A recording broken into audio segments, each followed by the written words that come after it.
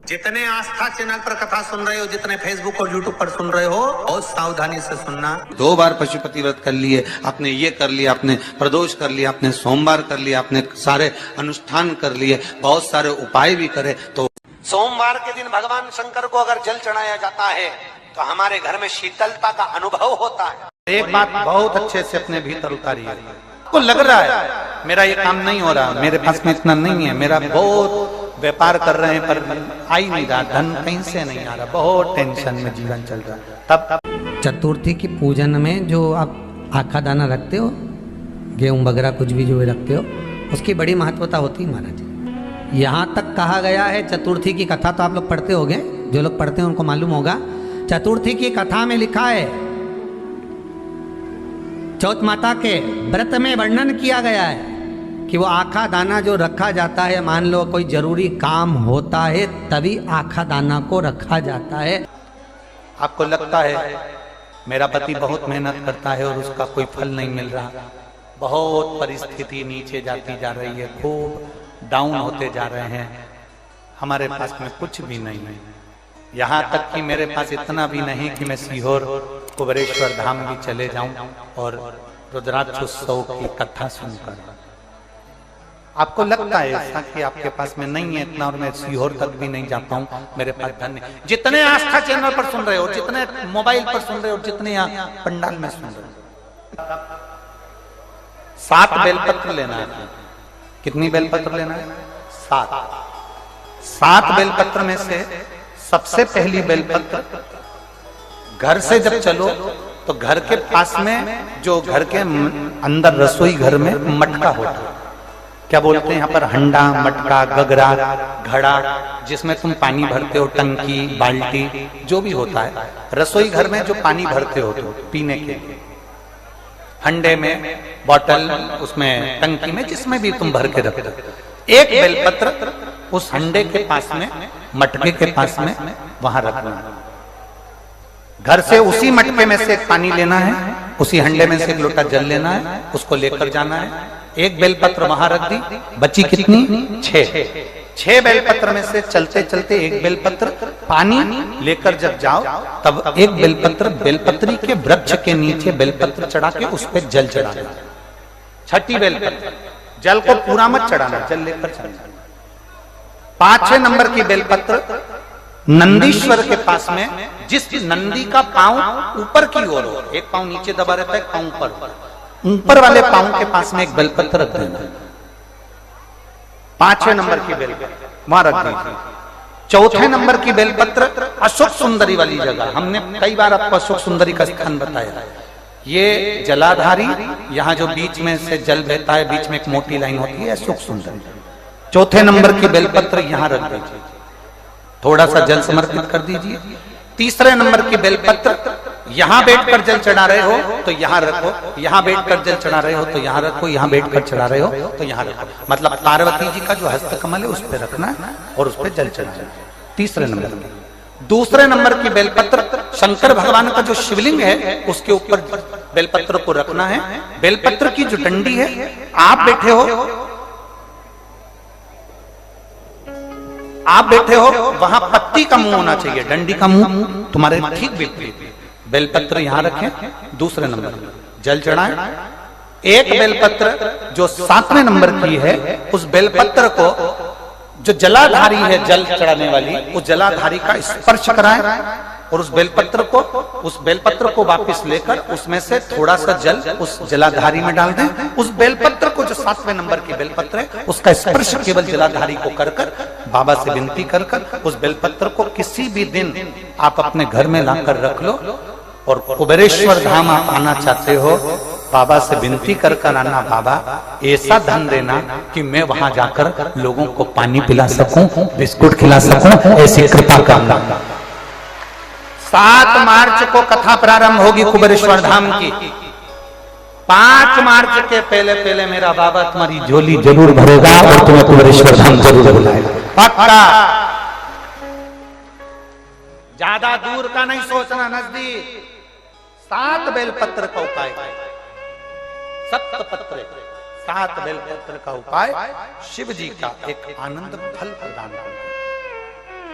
पहली परिंडे के पास, दूसरी बेलपत्र के वृक्ष के नीचे, तीसरी नंदी के यहाँ, चौथी अशोक सुंदरी के यहाँ, पांचवी पार्वती जी के यहाँ, छठी भगवान शंकर के ऊपर, सातवीं जलाधारी का स्पर्श कराकर वापस।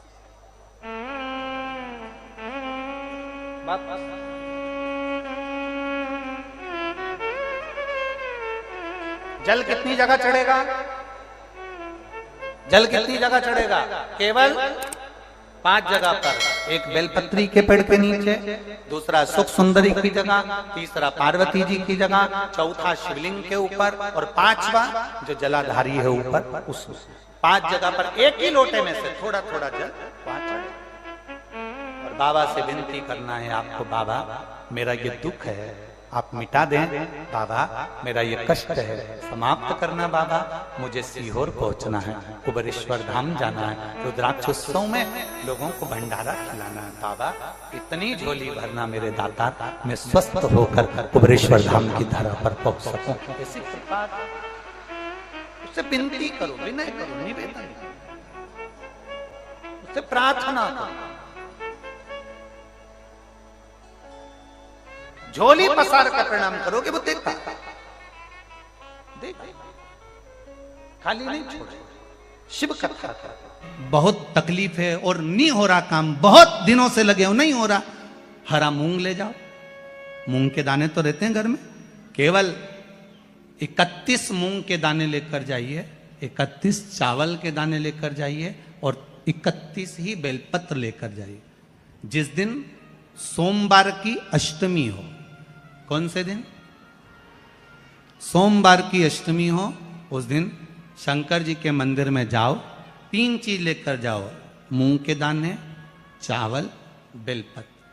चावल जो 31 लेकर गए हो, अपनी कामना कर कर शंकर जी की देहली पर रख दो, चौखट पर, कहीं पर भी एकांत में उसको रख दिया जाए। मूंग के जो दाने लेकर गए हो 31, वो नंदी के पास में, जो नंदी का पांव ऊंचा रहता है उस पांव के पास रख दीजिए। और जो 31 बेलपत्र लेकर गए हो, वो 31 बेलपत्र अशोक सुंदरी वाली जो जगह है, आपको पहले बताया है कथा में, अशोक सुंदरी जी का स्थान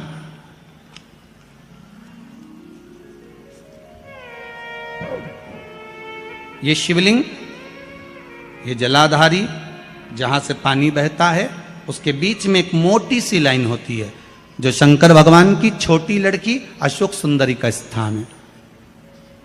शिव जी के 13 बच्चे हैं, 13 बच्चे में सबसे छोटी लड़की अशोक सुंदरी यहीं पर विराजमान होती है, जहां से पानी नीचे गिरता है।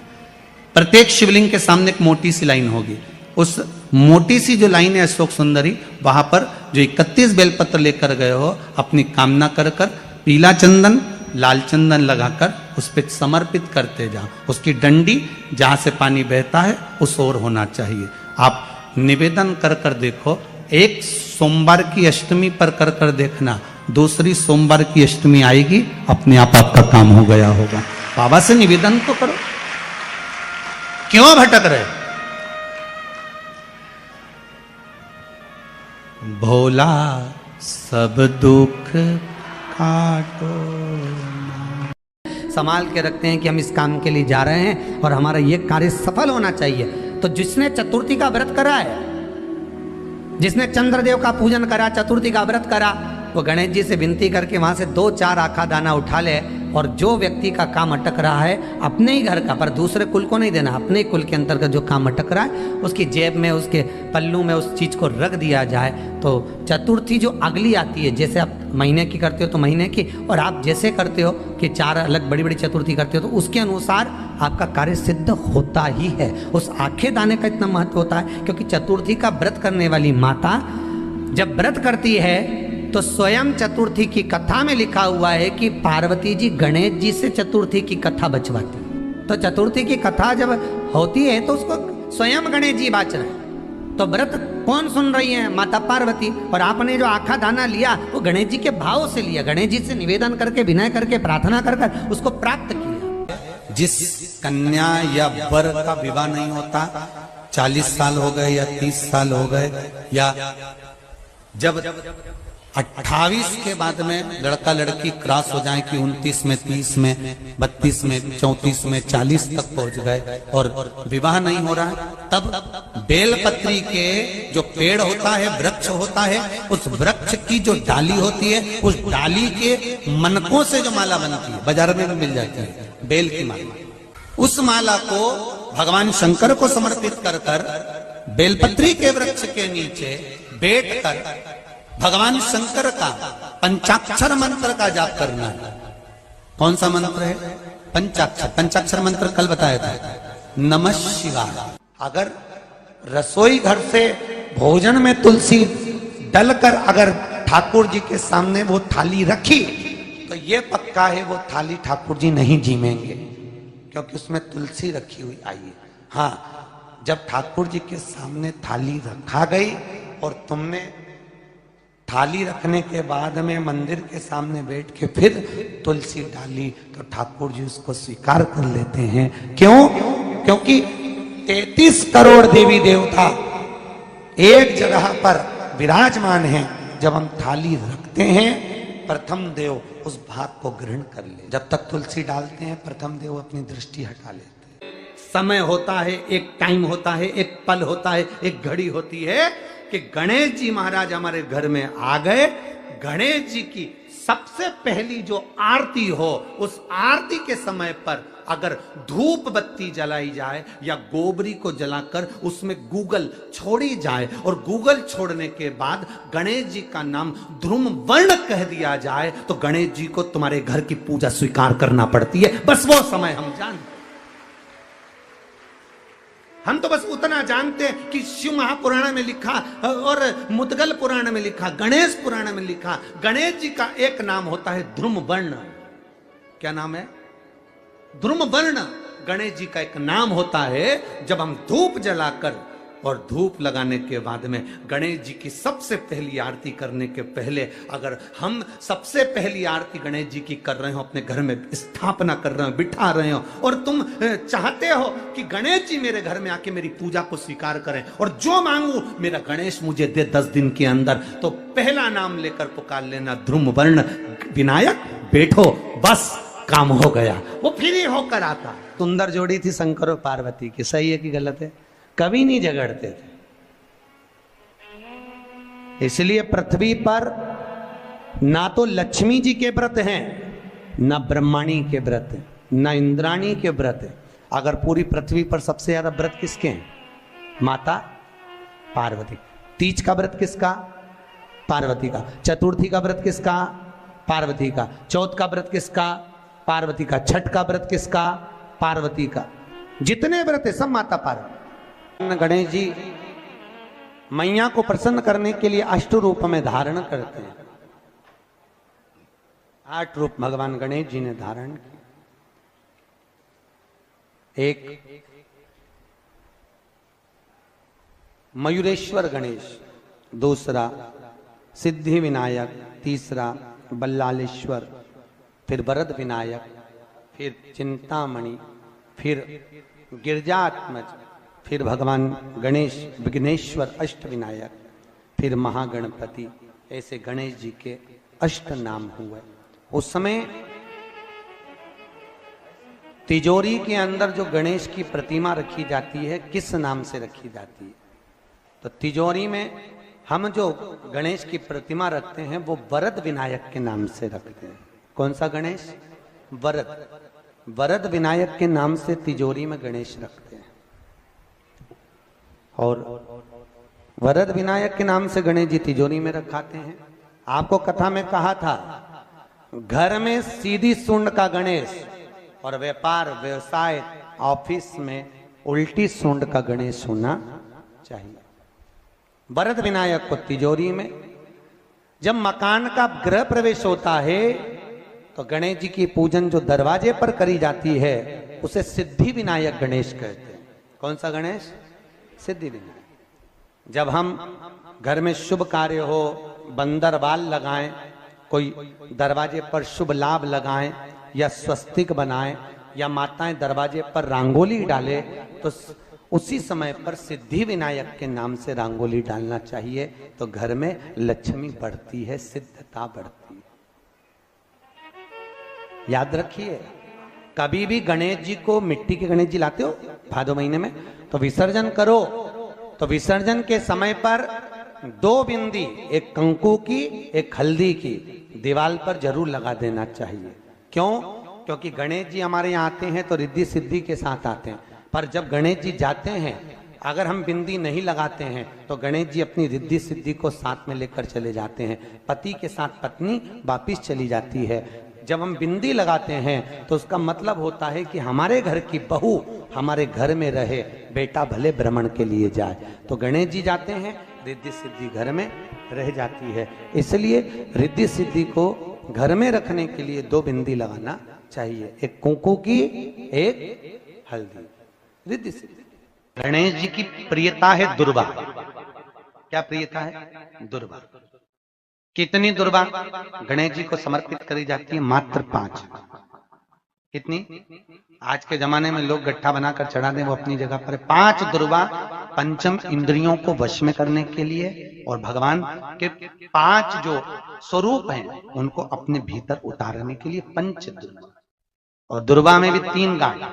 जब दुर्वा समर्पित करी जाती है तो उसमें नीचे दुर्वा की डंडी पर गांठ रहती है, 3 छोटी छोटी गांठें होना चाहिए। चतुर्थी का जो व्रत करने वाली होती हैं, जो चतुर्थी का पूजन करने वाली होती हैं, उनके भीतर का एक भाव होता है कि जैसे ही शाम का समय आए चंद्रदेव का पूजन करें, चंद्र जब प्रकट हो जाए, कलश भर लिया, उसके नीचे आखा दाना रख दिया, चावल गेहूं जो भी आप रखते हो पूजन के लिए, ऊपर पात्र आदि रख दिया, जलाशय, फिर अपन ने घी का दिया लगाकर पूजन भी कर ली। तो जो चतुर्थी का पूजन करने वाली होती है, जो चतुर्थी का नियम व्रत धारण करने वाली होती है, बड़ी बड़ी चतुर्थियां करती हैं या उसका नियम धारण करती हैं, तो चतुर्थी का जो पूजन करती है वो किस चीज के लिए होता है? केवल संतान, पुत्र, परिवार, हमारा कुटुंब, हम जिस कुल में हैं, हमारा कुल वैभव की ओर बढ़े, संपदा की ओर बढ़े और उसकी आयु बढ़े,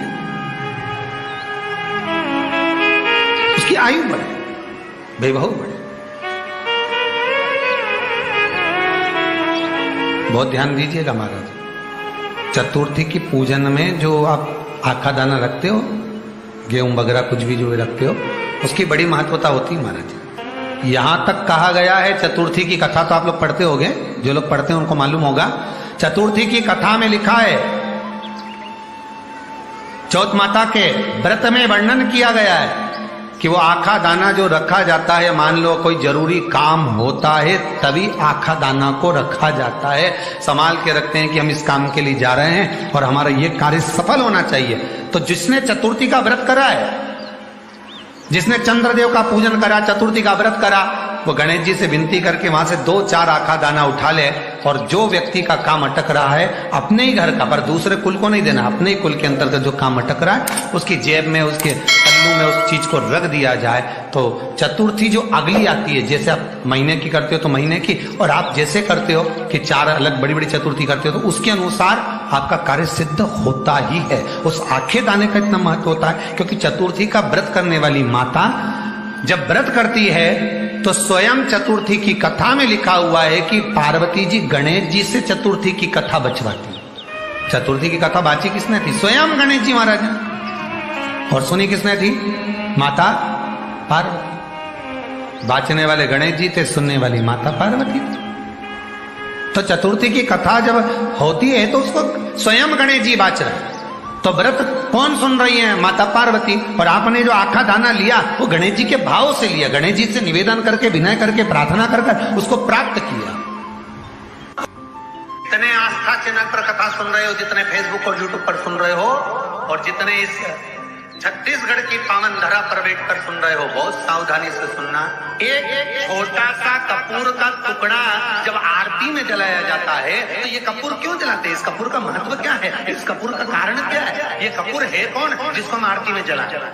क्या जरूरत इस कपूर को आरती में जलाने की? क्या जरूरत इसको यज्ञशाला में जलाने की? क्या जरूरत है इस कपूर को पूजन में जलाने की? स्वयं गुरु बाबा कहते हैं, यदि कोई आरती में, पूजन में, घर में एक कपूर का टुकड़ा आरती के बाद में जब समर्पित करेगा तो उसको अश्वमेध यज्ञ का पुण्य प्राप्त हो जाएगा। अश्वमेध यज्ञ के पुण्य को पाने के लिए कपूर का टुकड़ा आज भी आरती में जलाया जाता है। एक कपूर का टुकड़ा सुखेगा।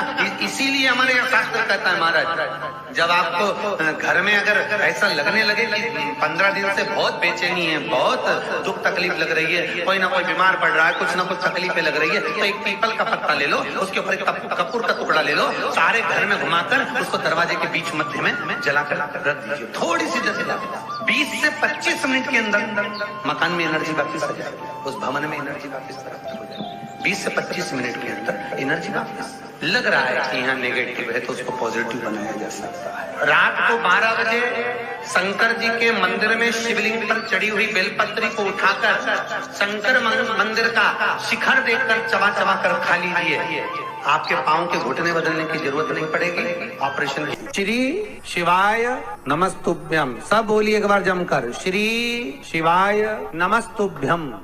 प्रैक्टिकल जरूर करना, कहीं सियोर वाला महाराज झूठ तो नहीं बोल रहा। शास्त्रों की बातें हमारे जीवन में हमें सुख प्रदान करे, इसलिए इस भाव का आनंद करते हुए आज की कथा को विराम देते हैं। श्री शिवाय नमस्तुभ्यम। मेरे चैनल को सब्सक्राइब करें, बेल आइकन प्रेस करें, जिससे कि आपको लेटेस्ट वीडियो की नोटिफिकेशन मिल जाएगी।